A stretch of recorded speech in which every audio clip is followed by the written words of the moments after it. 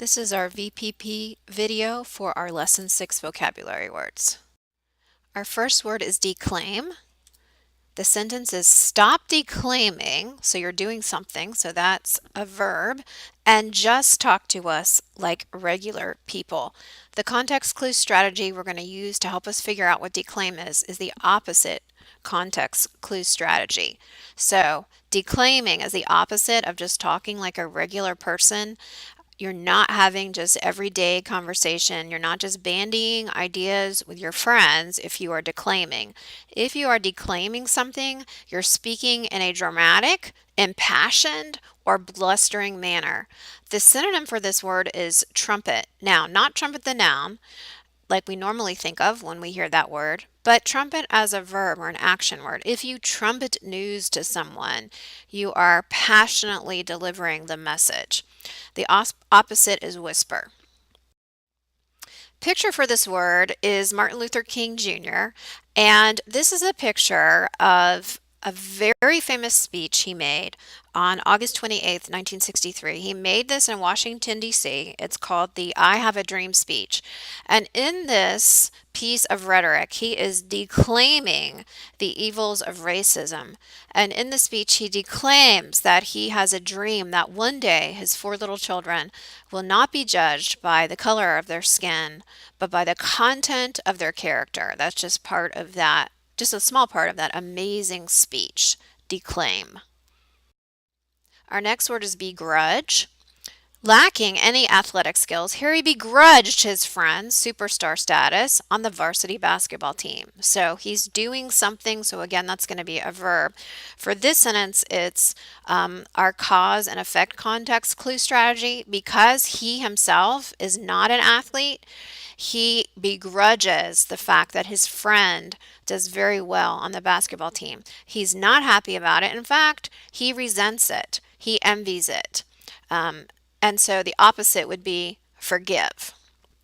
Think about the word jealous. Jealous is an adjective, but begrudge is kind of like the verb form of that, showing jealousy towards someone.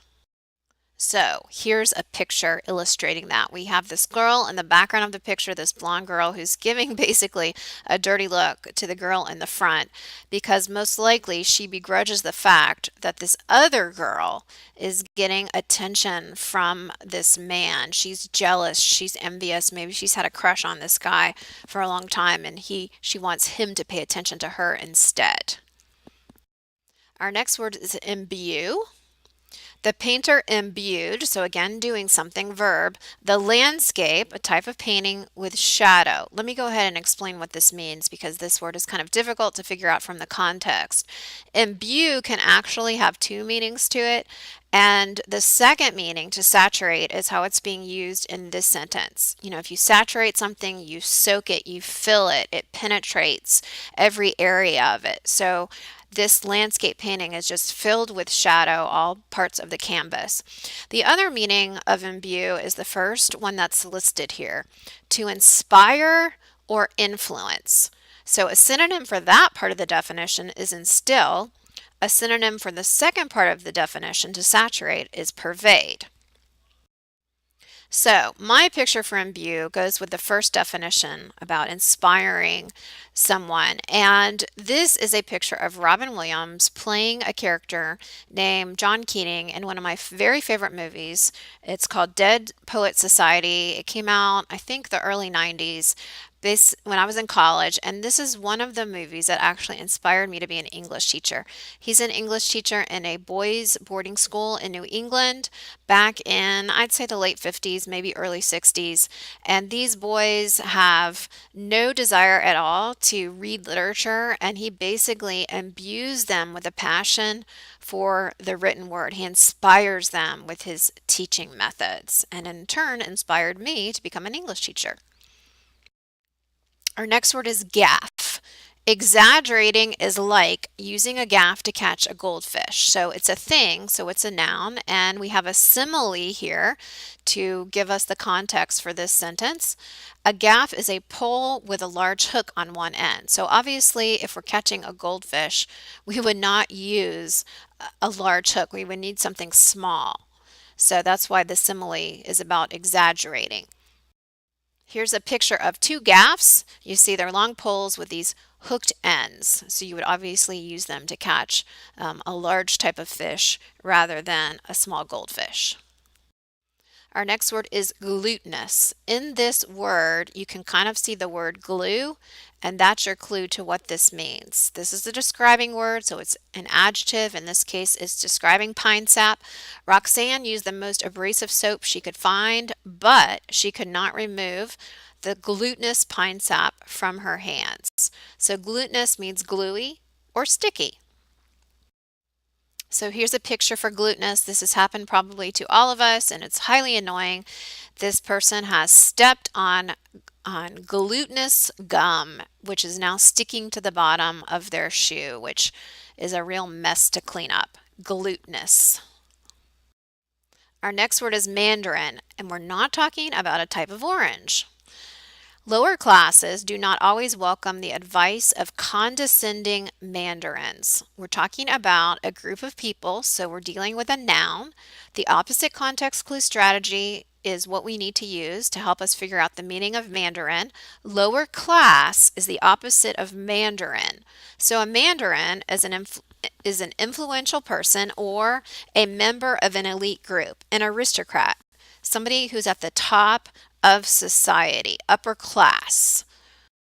So here's a picture. This is from one of my favorite TV series ever. It's not on anymore, and it just aired once a year, January and February for the last couple of seasons. Some of you might have heard of it. It's called Downton Abbey, and it's about life in England in the early 1900s, where there was still very much of a class system in England. So the mandarins would be the people at the front of the picture and then off to the right. These were aristocrats. Lord and Lady Grantham were their names. The woman on the left in purple is Lord Grantham's mom, the dowager, and then we have his children on the right. Okay, three daughters. The people on the left, most of them at least, would be the lower class people because they're the servants of these mandarins. We have the butler on the far left, his name is Carson, and then the housekeeper, Mrs. Hughes, and the ladies' maids, and the cook, etc. So those would be the lower class, where the Grantham family are the mandarins, or the elite part of English society. Our next word is quaff. Thinking Juliet is dead, Romeo quaffs poison to join her in death. So obviously it's an action. If he's quaffing poison, he's drinking it, and he's not just sipping it, he's drinking it in large quantities because he wants the poison to be effective. He wants to die. So he's gulping it down. He's guzzling it. He's swigging it. The opposite is to sip or to savor.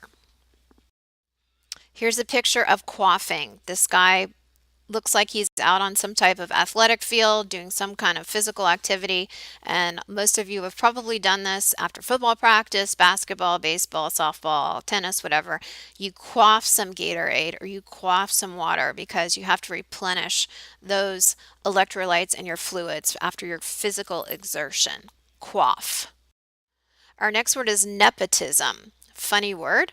Company nepotism led to an excess of family executives who ignored valuable business ideas from the outside. So a couple of clues to what this word means in the sentence. The word family is the major clue, and also the fact that they're not looking outside the family for advice. Nepotism is a noun, and it's favoritism shown to family or friends by those in power, especially in business or hiring practices.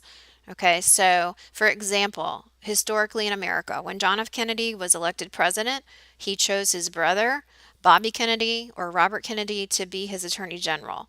Many people accused him of nepotism because he chose his brother to get that very high cabinet post. The same thing would happen if, let's say, Hillary is elected and she chooses Chelsea to be on her cabinet, her daughter, or Donald Trump has his kids be on his cabinet. That's nepotism.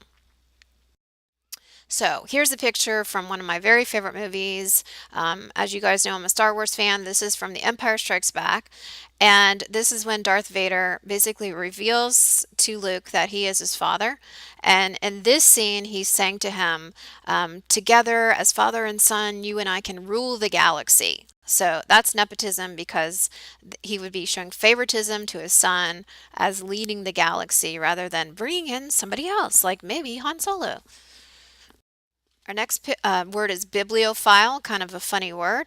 To a real bibliophile, so it's a type of person, so it's a noun, discovering a first edition of a classic in fine condition and autographed by the author is like striking gold. So, classic is a key word for figuring out what this means. Author is another keyword. Classic as in a classic piece of literature. And a bibliophile would be so thrilled to get this book because a bibliophile simply means a lover of books. If you've ever heard the term bibliography, that can help you figure out what this means as well. Bibliography is a list of books, and you usually use that when you are writing a paper. With MLA, we call it works cited, but in my day, it was called bibliography. So here's a great picture. I love this picture because I am a bibliophile. We've got a bunch of books, and then even the book in the front, the pages, some of the pages are formed into a heart shape. So, lover of books. Our last word is enmity. Ancient enmity prevented the warring countries from ever achieving peace. So they don't have peace, that's a clue. They're warring, that's a clue as well. Enmity is a noun and it means deep-seated hostility, often mutual, meaning on both sides. So synonyms would be hatred, antagonism. The opposite would be friendship. So for my picture for enmity, I put down a classic example from our state. We've got the Gamecocks versus the Tigers. And sometimes you even see license plates that people have on their car, divided household, because maybe the mom is for the Gamecocks and the dad is for Clemson or vice versa. So this is kind of a lighthearted example of enmity, but if you're a serious football fan in the state of South Carolina, this example of enmity is very familiar to you. So this is our last word for lesson 6. Make sure to put your honor pledge on exercise 1 that you watched this video.